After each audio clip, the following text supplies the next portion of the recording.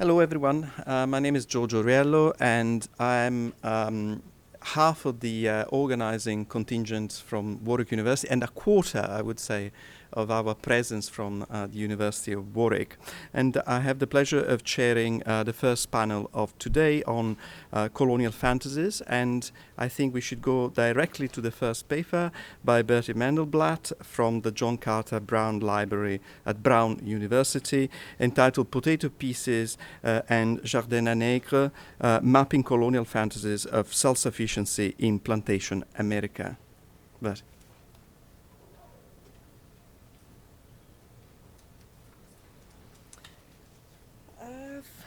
Good morning, everyone, and thank you for coming.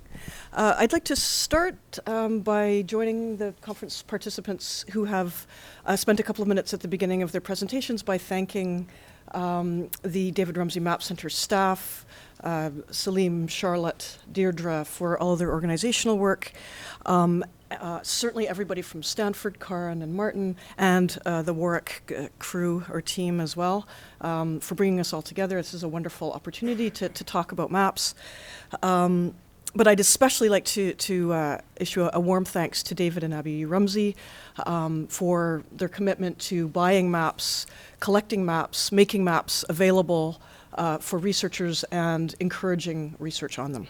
So I hope my paper today can contribute in interesting ways to the discussions that started yesterday, particularly around this question of kind of fiction and nonfiction when it comes to maps. I'm excited to see how that conversation develops.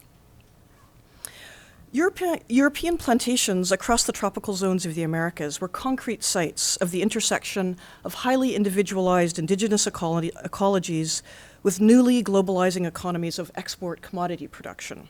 English, French, Spanish, Portuguese, and Dutch planters manipulated landscapes on islands in the Caribbean and on both northern and southern mainlands to create agricultural plantations whose main focus was the production of crops for transatlantic export, such as tobacco, sugar, indigo, coffee. These plantations entered the cartographic record in many ways, amongst them through the evolution of the genre of estate plans. David Buisseret has argued for the profound and innovative ways that estate plans inextricably united the representation of territory with the social and economic contexts in which these new territorial units took form in the early modern period. As a cartographic genre, the estate plan both illustrates and embodies how land became identified and represented in terms of its economic yield to its owner. Unsurprisingly, therefore, the traditional emphasis in the study of the economic history of plantation zones in the colonial period has been on the economies of export commodity production. By contrast, in this paper, I analyzed estate plans in 3 plantations across the Americas, South Carolina, Barbados, and Hispaniola, to understand how they cartographically represented both the reality and the colonial fantasy of agricultural self-sufficiency. That is, I argue that estate plans are particularly well adapted to recording an often unremarked aspect of plantation political economy, subsistence agriculture. An adequate and stable food supply for both free and, more importantly, unfree colonial populations continued to be a crisis throughout the colonial period of plantation America, to which a variety of long and short-term global and local solutions were sought, but never successfully instituted. Analyses of estate plans reveal the primordial importance of this understudied aspect of plantation economies through the institutionalization of provision grounds and gardens of different varieties, often in utterly idealized and utopian states. Comparative spatial analysis of these plans allows us to reconstruct the extent, depth, and variety of ways this colonial fantasy of stability and self-sufficiency contra the reality of crisis and precarity took form, both on the ground and on the map. Before I turn to the 3 maps I'm going to be looking at, I'll quickly present just a working definition of what an estate plan is based on the work that David Buisseret has done, because he's convincingly emphasized a number of characteristics that both define it and distinguish it from other cartographic genres that emerged in this period. Well, it seems self-evident that the function of the estate plan was to display graphically the land owned by a private landowner, not the state. That is, Buisseret argues that state mapping of land at this point, that is cadastral mapping, is importantly very different kind of genre. But there are also graphic features that characterize estate plans, such as a relatively large scale that permitted the presentation of details of landholdings such as outbuildings, and the verticality of presentation that highlighted landholdings' extent and boundaries. And finally, Buisseret contends that estate plans were necessarily a manuscript genre, serving the basic function of providing landholders or their agents the means to visualize property, often at a distance, in order to exploit it better. Accordingly, printed plans, having been designed to reach and serve a much different, wider audience, served a fundamentally different purpose. Indeed, the move into print of one estate plan that I'm going to look at today is precisely its interest, because of the ways this shift indicates a transformation of its audience, highlighting the symbolic or celebratory aspect of both the ownership of the land and the ambitions of the owners for the land.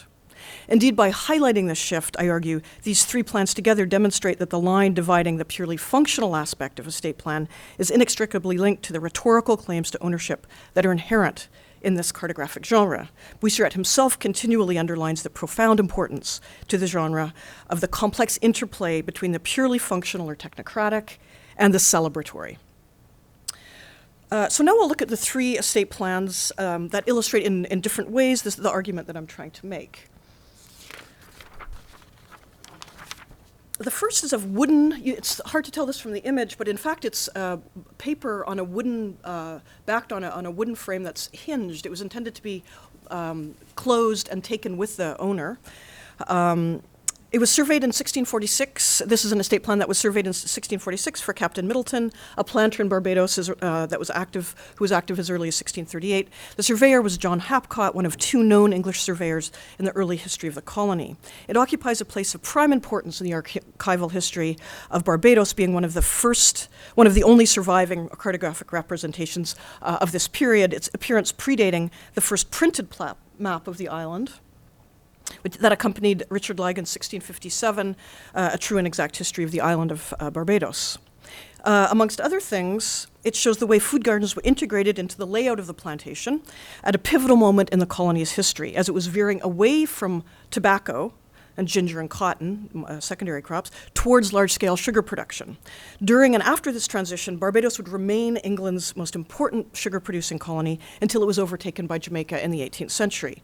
It represents Fort Plantation, which had been established in 1627, within a few years of the colony's establishment in 1624, and the plan captures the exact process through which sugar grew to dominate Barbados' export crop production, drawn in the cartographic style of the Thames School of the 17th century, as previous JCB map curator Jeanette Black has shown. As planters shifted to sugar cultivation, subsistence crops were grown amidst and beside export crops and pasture land. By the mid-1640s, the colonial population of the island had grown to approximately 25,000, 6,000 enslaved people and 19,000 Europeans, a dramatic five-fold increase in 20 years. The early crisis of subsistence intensified, as it did wherever sugar cultivation spread, and the relationship on the plantation itself between export and subsistence crops became more fraught. Here, the plan clearly shows that the plot closest to the shore is divided between pasture land, two outbuildings, and a potato piece, where potatoes, an early staple of the diet of both free and unfree colonial residents, were cultivated. The explicit mention of potatoes in early Barbados, instead of other Caribbean staples, both indigenous staples such as cassava and long cultivated imports such as bananas, plantain, and African yams, is repeated and contextualized by two early accounts of the English settlement of the island. The first in 1631 by Sir Henry Colt wrote in regards to a visit to the colony that potatoes were, quote, the best of all other fruits on the island. 20 years later, Richard Lygon declared that potato bread was now the third type of bread produced in the island, produced in the colony, after cassava and cassava maize bread. But significantly, in an echo of Colt's statement of earlier decades, Lygon affirmed that potato bread that, quote, at the time we first came, 1647, there was little else used at many good planters' tables on the island, end quote.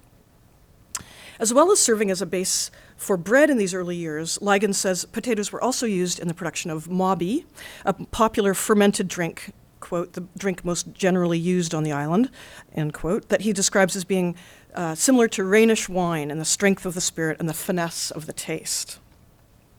According to the map's legend, which is difficult to make out here, but it's also very difficult to make out on the map itself, it was drawn, the survey was drawn by Hapcott for Middleton, showing the consolidation of several smaller landholdings into one large one, possibly in order to assist him in securing a bank loan needed for sugar cultivation. As such, this delineation of the boundaries of the larger piece of land is a key piece of primary evidence representing the larger Caribbean-wide shift to sugar, arguably a definitive moment in global history. Despite the regional and global scale of the macroeconomic transformations to which the estate plan attests, concrete and very real local strategies for colonial subsistence are clearly inscribed within it.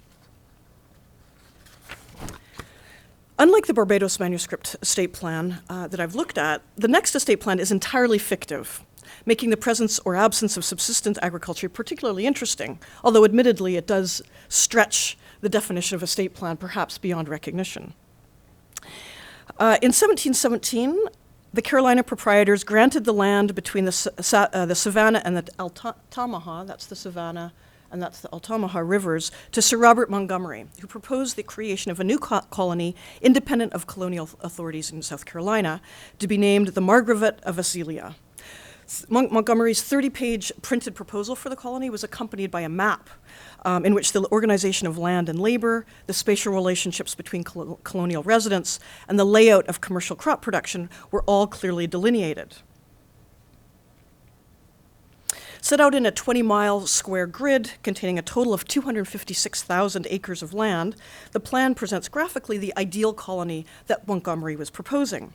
At its center is the Margravate's house, the official residence of the colony's governor, within a hollow middle square that contains the city, surrounded by a bank separating it from 4 great quadrants, each of which contained a park or forest that were the sites of raising or hunting differing kinds of livestock or game: horses, cattle, pigs, and deer. Each of the parks is in the center of a quadrant. Each of the parks is in the center of a quadrant that also contained 29 squares of land holdings, each of which is a mile square. Containing at its center a house. These were the estates of the gentry, and their absolute equality within the grid was intended to be a marker of the egalitarian nature of the colony, devised to encourage competition. Outside these great quadrants, however, lie 2 bands of land reaching towards the defensive perimeter of the colony, defined by angled fortifications and graphically illustrated in the plan with cannons. The band immediately inside the fortifications belonged to the Margravate personally and was intended to be cultivated by indentured laborers from Great Britain or Ireland, who, if they were married and completed their indentureship, were to be rewarded with the use of cleared land located in the second wider band just outside the mile-square estates, as well as a house and stock, tax and rent-free during their lifetime. This form of labor was explicitly intended to allow the gentry to avoid the, quote, necessity to use the dangerous help of blackamoors or Indians, end quote. In this way, in the face of all existing evidence in the colony of South Carolina, immediately to the north of the proposed colony, where African diasporic people constituted not only the colonial labor force, but a clear demographic majority of colonial residents, Montgomery proposed to create a colony free of the internal violence and volatility inherent to slave societies. How, in either the printed plan or the map, is the question of subsistence agriculture addressed? What is the relationship between the explicit articulation of an aspiration to create a colony unscathed by the violence and instability of plantation slavery and the question of subsistence cultivation? And perhaps most importantly to Montgomery and to those to whom he was appealing, what profit-generating commercial crop was being proposed?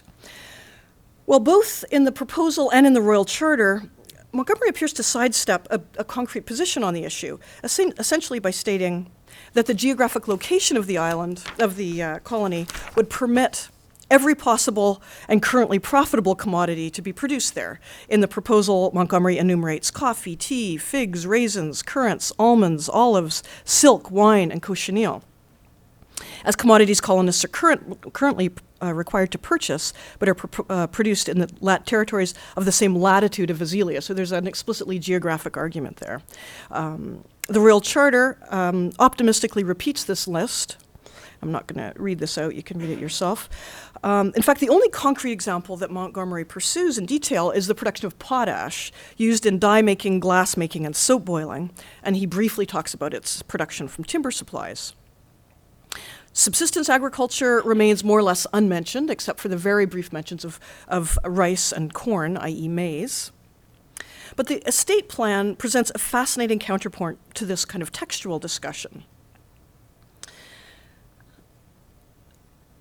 The square estates of the gentry would not have been intended to function as plantations, so they're kind of out of the question. So presumably either the land in the second, so those are the estates of the gentry.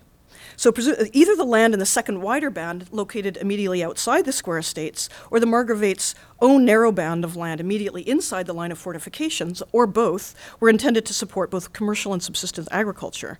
The two categories of land are depicted graphically very differently, as you can see. The wider band is divided into asymmetrical contiguous curved plots, of which there are 16 per quadrant. Each plot is very large, over 700 acres in area, going by the calculations within the plan itself.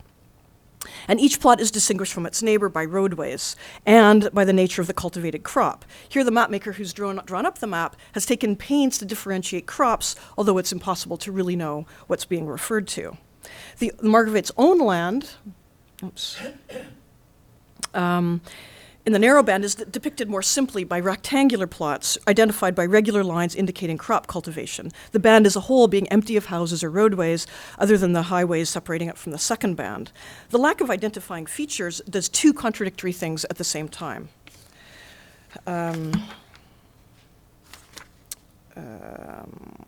First of all, here, I'm going to zip to the... I'll come back to actually discussing the kind of the repercussions for these kind of ambiguous representation in a second, because I do want to spend some time on my last map. The final estate plan provides an effective counterexample to the map above of the representation of subsistence agriculture and its relationship to both commercial agriculture and to colonial subjects. It's very kind of arresting visual presentation of a certain kind of plantation management that was taking place in Saint-Domingue in the second half of the 18th century. I'll quite quickly go through this. It's a coffee plantation that was based in Jardins. This is a map of Saint-Domingue, which is on the island of Hispaniola.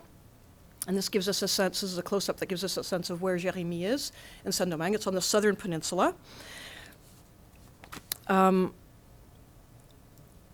To go back to the estate plan, there's a number of items that I can talk about in more detail. This is a roadway that bisects it. We see it's on quite a steep incline, even though that's the topography itself isn't indicated. We see streams running down it. But what I'm mostly interested in, here we have the indication, according to the legend, of what's being grown. These two plots are the coffee that's being grown. These are bois debout, terre inculte, so uncultivated land. And this is pasture land or grazing land. But for my purposes, what is fascinating is that there's three different kinds of subsistence agriculture being shown. There is the Jardins à nègres, or slaves' provision grounds, that is number 12 in the key. There's also Plantation en vivre, which is number 11.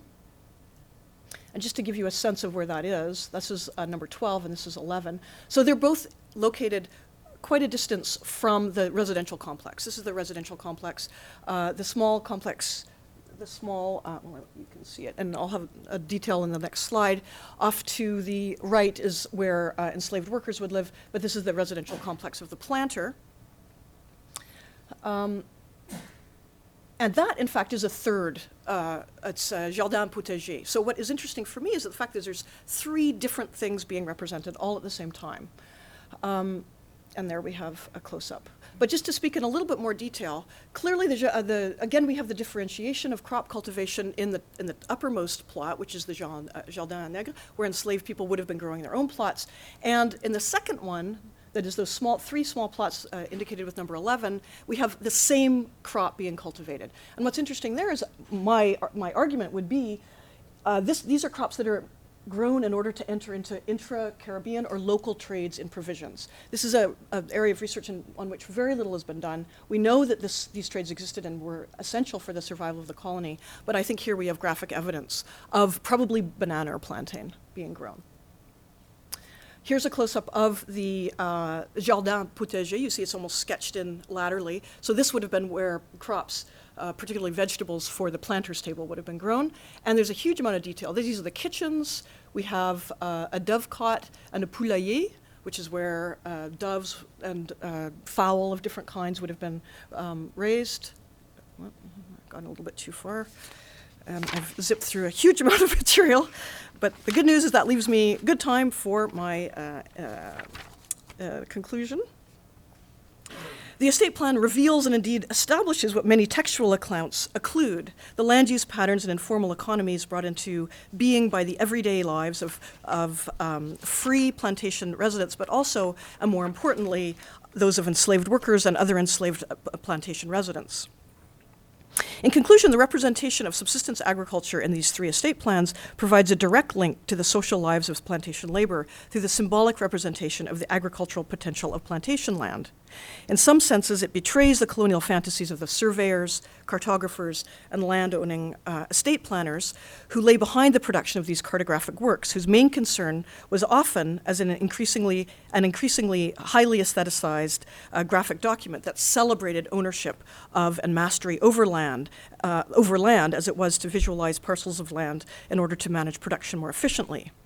Ultimately, these representations of subsistence agriculture connect us both to the material realities of the territories that were in the midst of such dramatic transformations in the context of radical European ambitions to establish commercially successful export agriculture, and to the multitude of historical actors who are both essential to these undertakings and absent from the pictures. Thank you.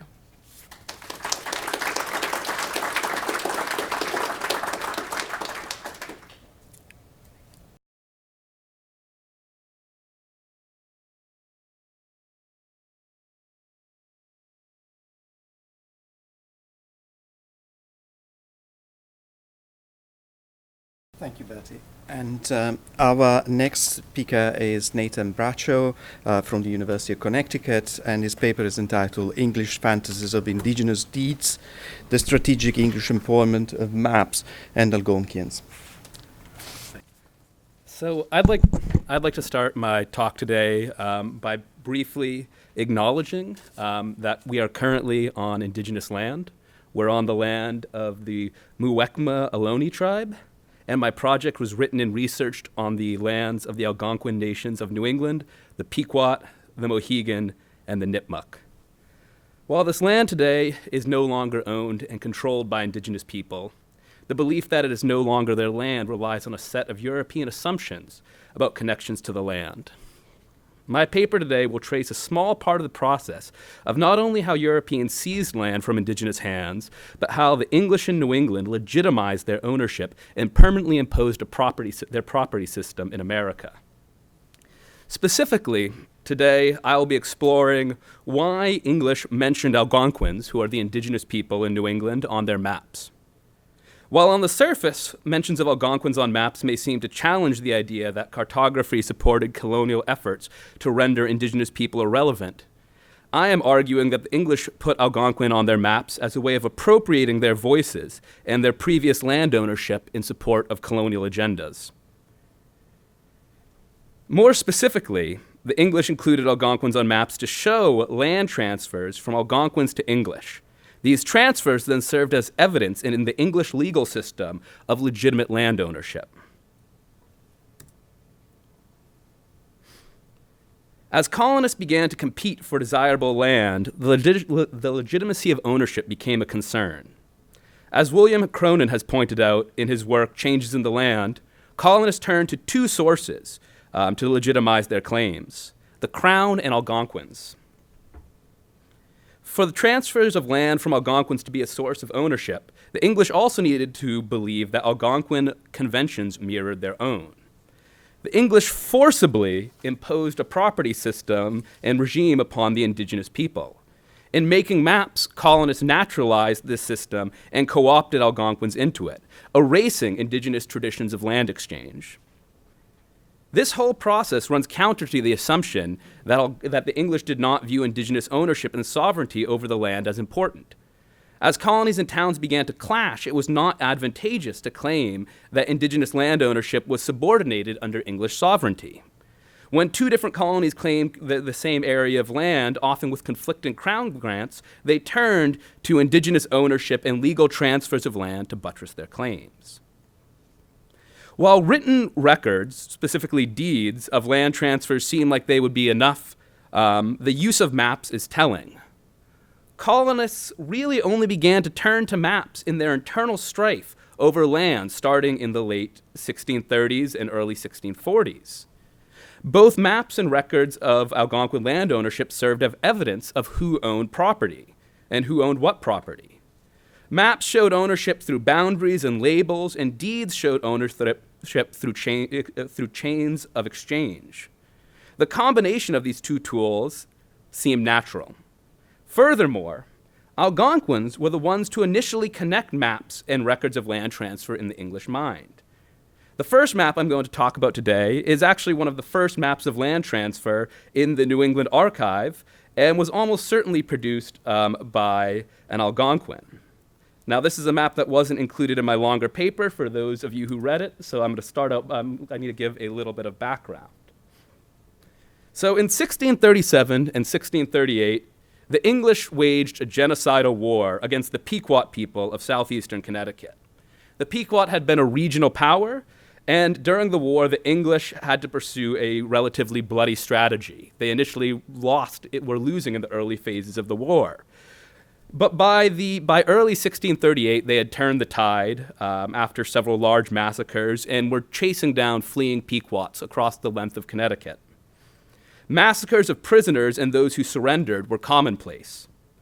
One such massacre took place in the area that would become the town of Guilford, Connecticut, and it's an area shown on this map. Several sachems,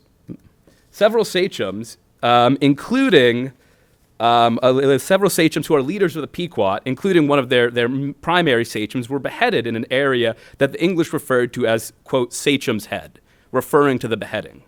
It still actually has that name today, and it's a significant landmark in the town of Guilford.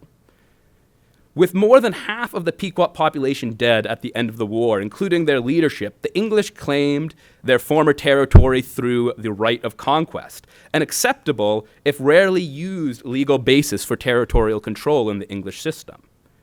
The Pequot had been regionally dominant, so the English replaced them as the power in southeastern Connecticut. In this context, a group of religious radicals who were dissatisfied with the Puritan church in Massachusetts Bay, led by a man named Henry Whitfield, purchased a tract of land from an indigenous leader named Shumpusha. The English referred to her as the Squaw Sachem, and she ruled a few villages in the area shown on this map.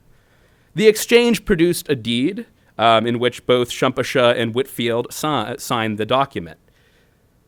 The exchange, as presented by the deed, seemed legitimate and willing, but the context of the war and the executions in this territory cannot be ignored. On the reverse of the deed, Shumpusha's uncle, Quasaquench, produced this map. Now, the map has a lot of interesting things going on with it, but today I want to focus on just a few elements of how the English treated and understood this map. Now, for Shumpusha and her uncle Quasaquench, the map reflected an Algonquin mapping tradition. It emphasizes major landmarks that would help travelers know where they were in relation to other rivers and towns. The straight lines you see here reflect the purpose of the map. Contour lines meant little to a traveler on foot, so they're not present. The map also did not make much sense without the spoken commentary of Shumpusha. She explained what land was being exchanged, and she explained which lands her people were reserving. Ownership then was not cleanly conveyed. It didn't fit fully into the English method of total exchange. Shumpusha and her uncle reserved a little bit of land here. And there's a village, and this is a village that she reserved in the text of the deed and on the map. Now, Whitefield, he immediately recognized this map as something useful. And he shifted it and twisted it to fit his own purposes and imposed an English order onto it. You can see Whitefield and his secretary, John Higginson, have put their signatures on the bottom here. They could have, if they didn't view this map as something useful, as something important, their signatures on the deed would have been enough. But they wrote commentary. They noted that this map showed the territory purchased. And they note in the text that the squaw sachem Sumpasha confirmed the territory being sold. The map then was a tool that further legitimized Whitefield's purpose while functionally showing the land exchanged. Simultaneously, Whitefield relegated the text in which Sumpasha reserved lands for her people to a smaller section of the map, not to the main text. Whitefield downplays the contingencies and elements of indigenous exchange that were intended with this map. Now, Whitefield, his treatment of this map belies or indicates that he thought it was something extremely important. He actually had a copy of the map made and had both versions saved and archived. So I actually started out by showing you the copy. This is the original.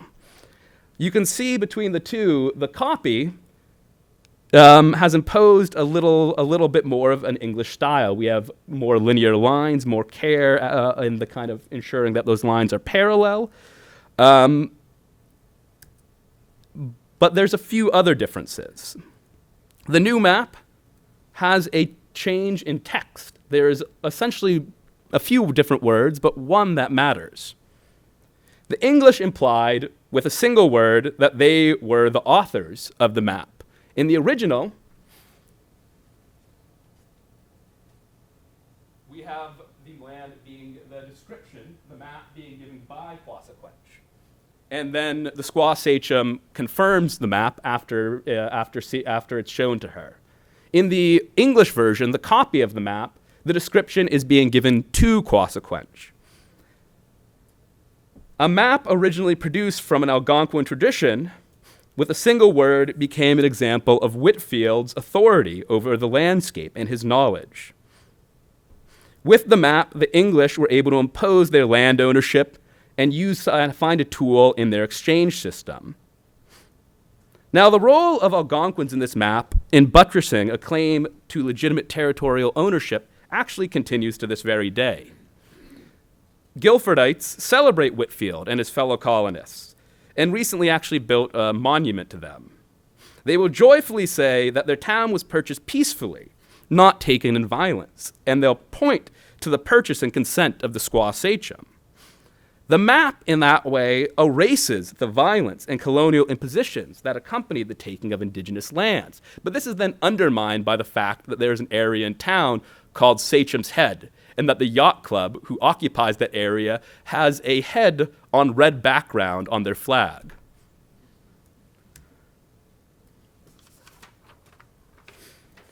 This was not the only Algonquin map that the English co-opted to establish a legacy of indigenous ownership for their own purposes.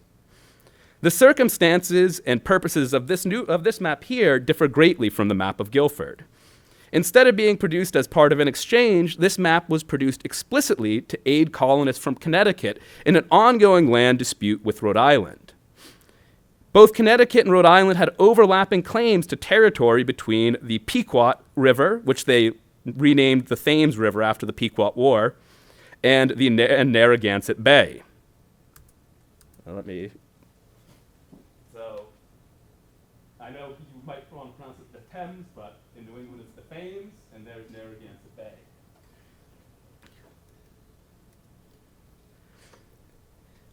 Rhode Island rooted their claim in a royal charter they had received in the late 1630s, while Connecticut, to oversimplify, based their claim off of the earlier mentioned right of conquest over the Pequots. This is a dispute that would last for decades. It would become extremely violent and eventually involve 4 colonies, the Crown, and 3 separate Algonquin nations. So the way this map was made is in 1662, so we're over 20 years after the Pequot War, Captain George Dennison of the Connecticut colony requested that Uncas, a Mohegan sachem, the chief Mohegan sachem, come to him and confirm the boundaries of the Pequots at, quote, what time the English did conquer the Pequods. By requesting Uncas to show the extent of Pequot territory at the time of conquest, the Connecticuters hoped that the map would counter Rhode Island's claims to ownership of the region based in the territorial claims of the Narragansett. Uncas made a map that pursued his own goals in addition to satisfying what his English allies in Connecticut wanted to use the map for. Uncas had gained political authority over the remnants of the Pequots in the years following the war. So he had an interest in larger Pequot land claims. He also had been a longtime rival of the Narragansetts. He had actually personally beheaded one of their sachems after the English turned that sachem over to him. He wanted to weaken their position by representing a smaller scope for their territory. So to do this, he drew Pequot land extending deep into what is today Rhode Island. Past the Pequot River, past the Pawcatuck River, and all the way to Wexquattawa Brook.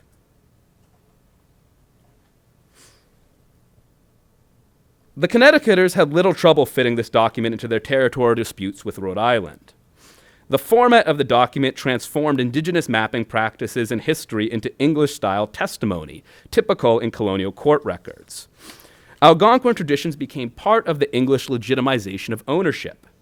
Furthermore, the inclusion of sachems' voices helped imply Indigenous consent to the English logic of right of conquest.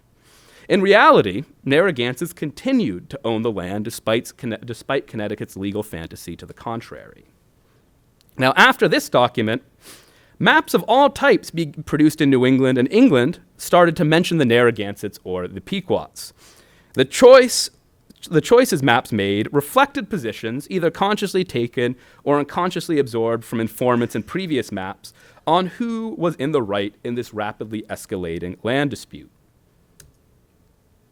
Now, in the 1660s, so about the same time that last map was made, the English began to include mentions of Algonquins on English-made maps. Most frequently, they did this on a local scale. Local disputes between towns or farmers became extremely acrimonious as land became more and more scarce. And maps became an important tool, an important part of the testimony in these land disputes. The map here is a relatively innocuous and typical example. It's the culmination of a convoluted sequence of events, which I'll try to give in a very condensed form. A man named Bartholomew Barnard and a man named Thomas Burnham both claimed some farmland in the town of Windsor, Connecticut. Burnham had originally purchased the land from a local Algonquin sachem, and then he may or may not have given it away to another man. Eventually, the land that he may or may not have given away found its way into the hands of Barnard. Barnard gave gifts to the same Algonquin sachem who Burnham had bought it from, a man named Yantamino. Burnham refused to recognize Barnard's possession, and when Barnard sent workers to claim the land, Burnham's wife obstructed them. She attempted to take their hoes.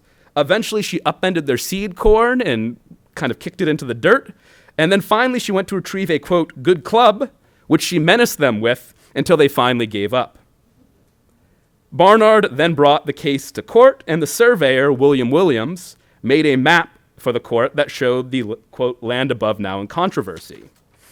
The map is pretty typical of property maps made for court records from this time. Borders are clearly drawn with relevant landmarks and labels. The text is also typical in style. It describes the history of exchange, including the sale from Algonquins. But here the map perpetuates the English fantasy that Algonquin land sales fit into the English property system. It posits a simple and absolute sale of land. However, the sequence of events makes it clear that both Yantanimo and to some extent the English knew that this was not quite the case.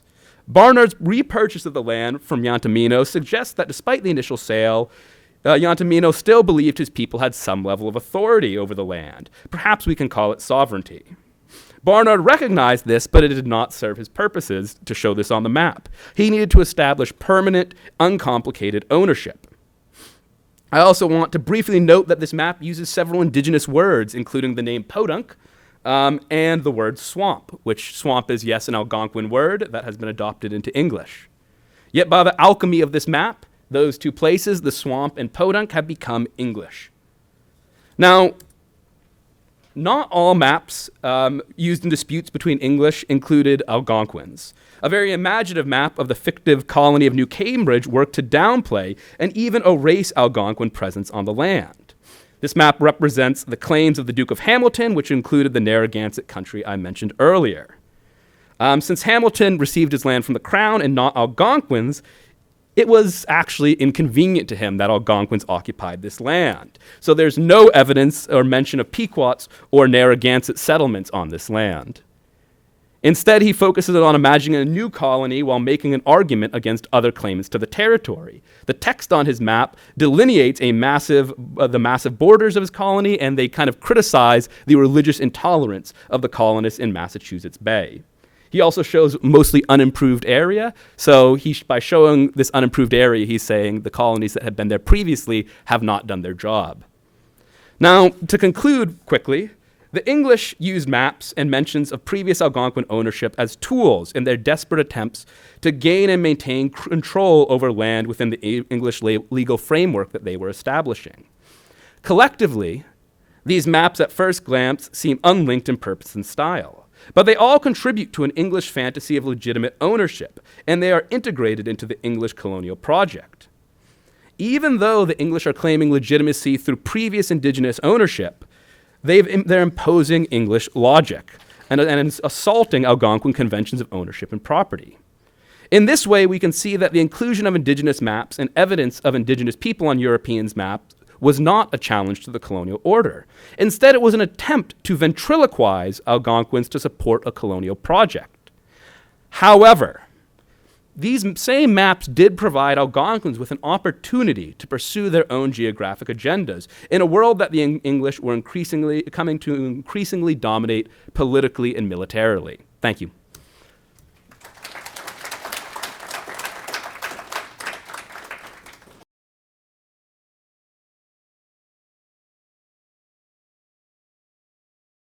For those of you who were here yesterday, I think we moved from an idea of imagination and imaginary on a very large scale to a much more micro level.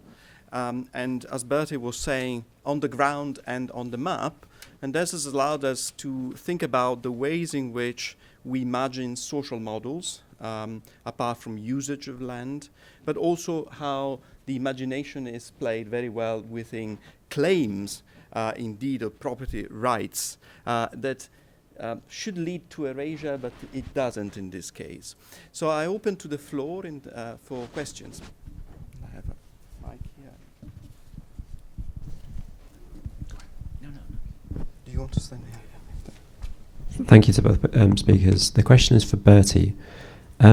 We often talk about these sorts of patterns of subsistence, provisioning grounds for enslaved people, with a language of informality, informal economies, informal exchanges, as if it's somehow marginal to the real business of.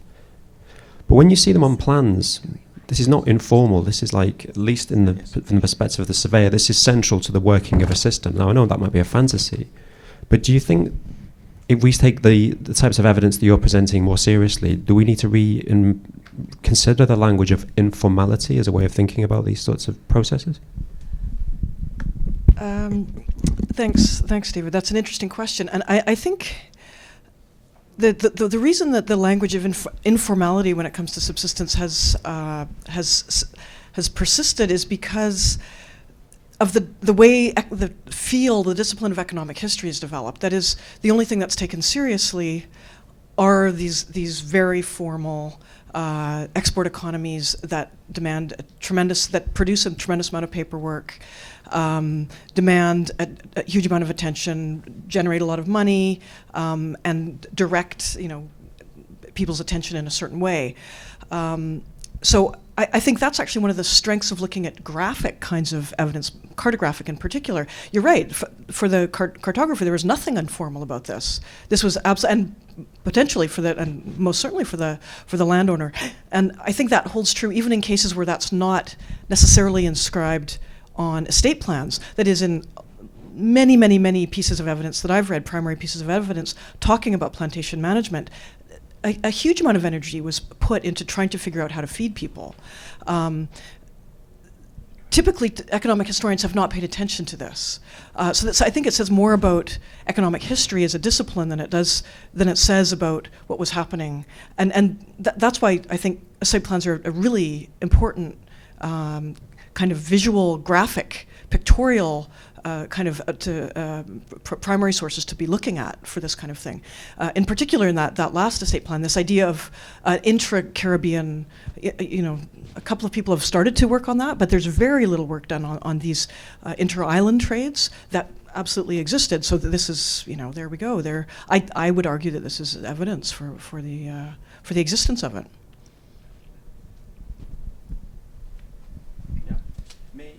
May I remind you to introduce yourself for the benefit of those who were not here yesterday? Yes, I'm Sumati Ramaswamy. I teach at Duke.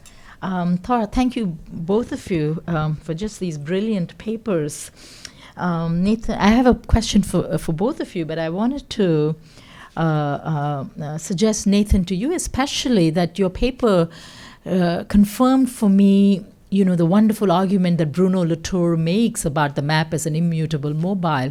If you remember, his example is, of Europeans who go off to Sakhalin and have the Chinese, question them about some land, and the Chinese apparently draw the map on the sand, and it's washed away, whereas the Europeans very cleverly inscribe on pieces of paper, which they return to the centers of calculation. And your examples actually add such a depth to that. So I was very taken with it. And that led me to think about a question for both of you about literacy and cartoliteracy in particular, and the two are not identical. And in fact, both your presentations will get us to think about the two, and especially their implications for property, ownership, and eventually power, right? Because it's only the literate who could, or propertied who could vote eventually, and all of that. So I wondered if you could comment on that, because cartoliteracy is as much a learned skill. So how were these owners of these plantations or these map makers learning that skill, you think, in this early period? You could. Okay. Thanks for that great question. Yeah, I come back over and over again to this question of the basic distinction is not between Europeans and non-Europeans. It's between largely literate and largely oral peoples. There are just so many examples of largely oral societies that have incredible mastery over knowledge of their land and don't have the need to inscribe that on a piece of paper. And that kind of information is passed on. It develops. It's dynamic. There's thousands of ways that happens across the globe. And somehow this idea that the best way to do that is on a piece of paper is very much a very recent and something that's very much rooted in history.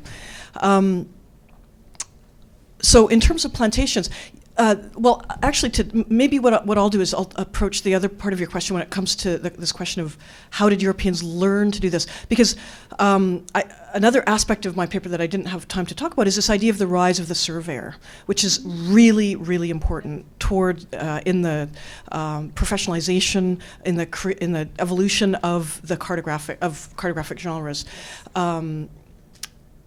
Again, people. Landowners had ways of knowing their land, of locating boundaries, of insisting on boundaries, long before there were graphic representations of it.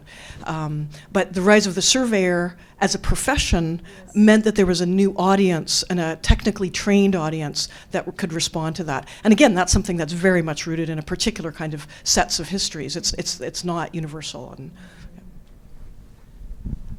Yeah, so the kind of question of literacy and cartoliteracy is a very fascinating one, because the New England colonists are known as one of the kind of most literate populations in the world at that time. Yet for them, mapping is a tool that they come to comparatively late. That's something that's delayed for several decades after their arrival. So it seems like one of the things I'm suggesting here, and other people have suggested, is that pressure for land and kind of conflict is what really brings them to maps. Now, for Algonquins, I think the kind of cartoliteracy of a European-style map and literacy come hand in hand. By the end of the century, Algonquins in New England have relatively high rates of literacy, at least, and you begin to see them influencing deeds and including maps and deeds on their kind of own volition in a few cases. There's not too many examples, but they exist. So that's an interesting question, and I think that's something I want to look into more, is how the rise of literacy amongst Algonquins and their use of maps and kind of presence on deeds might be linked. So are you suggesting that the very act that all of this land was being transferred is actually producing literacy among the Algonquins? That was fascinating to think about, no? Yeah, well, I'm not the first person to observe that literacy is coming from kind of these land issues. Jill Lepore has talked a lot about the power of literacy in New England and how it became a very important kind of tool in many ways. Yeah. Thank you. Hi. Question in the back. Hi, I'm Quintana Heathman. Thank you so much. These were some wonderful papers, very interesting. I have a question for Nathan.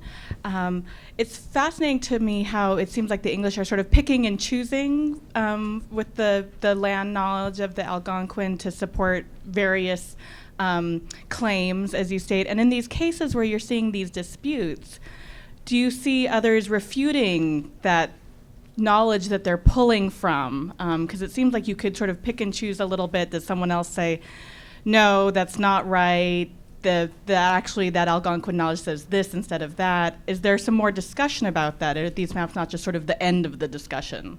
The maps are definitely not the end of the discussion, and this is where the oral testimony comes out, because the Algonquins are alive and their descendants are, sometimes they're alive, sometimes their descendants are alive, and so the different English will then go and talk to them and say, is this where the land ended? Did you sell this land to this person? And so particularly in the Narragansett country, in that area between Connecticut and Rhode Island, there are massive conferences where hundreds of different Indigenous people are invited from different groups. They all provide different testimony. Both Connecticut, Rhode Island, the Crown, Massachusetts, all kind of pull out their witnesses who say, oh no, this was our land, or oh, our territory ended there, or I never sold that. So that it's kind of, because there's so many people with different agendas in this area, the conversation continues, and Algonquins are always occupying a very important role of it. In fact, the king claims that territory eventually between Connecticut and Rhode Island because two Narragansett sachems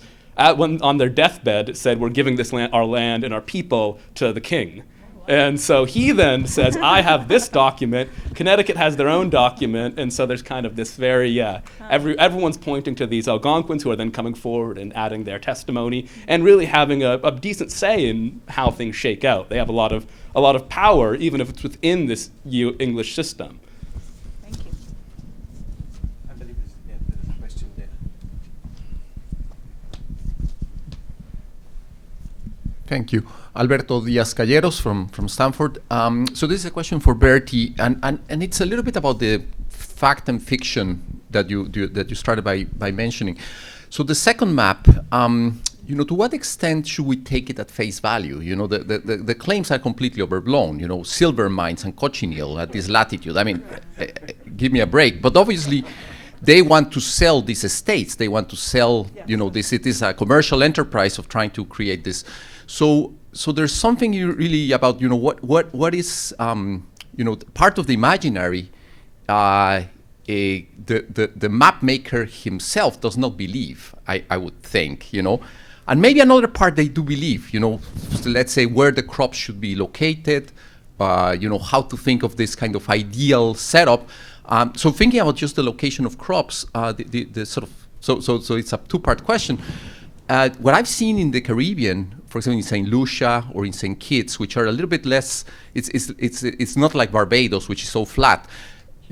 All the subsistence crops are in the higher areas, and nothing is in the flat area, because the flat area is very valuable for the commodity crop. So I wondered, how much should we really take the second map at face value?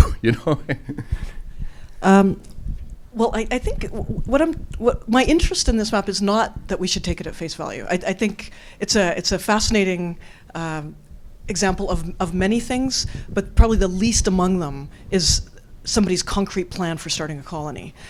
My interest in it, and my argument is that the fact that he sidesteps the question, completely evacuates the entire proposal of any discussion of labor, is borne out by the graphic evidence in the map. That's the point, that he can even make any kind of proposal, the vaguest, the most utopian, spatially, because we have this kind of utopian grid, without including any kind of consideration for the kind of labor that would have been necessary. And as I said, and I kind of rushed through the last part of that map, so I'm not sure if I actually did say it, but all evidence in South Carolina was that it was impossible. Indentureship was certainly not over. That is, white European indentured labor was absolutely still a phenomenon at this point, but enslaved African labor was growing and dominant. So the fact that he could sidestep the question of labor, sidestep the question of, I think it's an interesting piece of evidence that reveals the extent of the delusion, in a sense. But by no means do I think even he thought that it was going to go forward. And there many kinds of analysis could be done on the map. That the grid itself, it's kind of an astonishing thing, and a lot of people have looked at it. But I just think that somebody went to some kind of trouble to draw it. I mean, it does play a function. He could have proposed his colony without a map, with just kind of offhand comments about indentured labor. But the fact that he drew it, and he had a scale, and I did the measurements. It's this kind of, anyway, as I say, I think it's a really interesting support of the delusion, actually. We have time for one question, I think. Thanks. These were such fascinating papers, but maybe even to follow up on this question to Bertie, I was struck by that when you talked about this idea of a white colony because it would avoid violence and be stable. And I just wanted to maybe hear you say more about that, the gorilla in the room of race here in this early 18th century paper. Yeah, no, absolutely. I mean, that's in the center of the paper, and my consideration of plantation slavery is the fact that, and that's my basic goal in all of this work, is to bring majority populations back to the center of the stage where they belong. That is, J.H. Perry said famously many decades ago that the economic history of the Caribbean is the economic history of subsistence agriculture. It belongs to the majority populations of the Caribbean who are African diasporic people, whatever their civil status. And so the depth of the delusion in Montgomery's plan is that he wanted to somehow create a white colony that could do without enslaved African diasporic people. But so I think I heard you saying he is talking about this in kind of humanistic, will be stable, peaceful, free of violence, without saying white people are better than people of color. Well, he says avoiding the dangerous necessity, or avoiding the necessity. So he doesn't evoke it concretely at all, but yes, it is absolutely there. That's why, is because, these, again, if I wrote a paper just on this one map, I mean, it was located to the south. The reason that they wanted to locate the colony where it was is because they were obsessed with security and defense. Basically, we see the armed perimeter wall with the fortifications. The English had been. There were all kinds of risks because of the Spanish to the south, because of indigenous people, and inherent risks to slave-based plantation societies that certainly the colonial, South Carolina has a very specific kind of demographic identity. That is, the early English settlers of South Carolina came directly from the Caribbean, unlike other English colonies in the 13 colonies. So there were very direct links. They knew very well. So it was either about 1670, so it's been about 40 years later. So it's either the people, the original Barbadian and other West Indian planters, or their direct descendants, who know very well what the situation in the Caribbean is. And yeah, it's this attempt to somehow, as again I say, in the face of all reality, I mean, enslaved labor was not optional at this point. You couldn't even realistically create any kind of plantation in the tropical zones of the Americas without slave labor, because it was simply too difficult to do it otherwise. And a lot of people have talked about the relationship between different kinds of slavery, indentureship, and the advance of plantation slavery. But again, these are all elements of this kind of profound colonial delusion.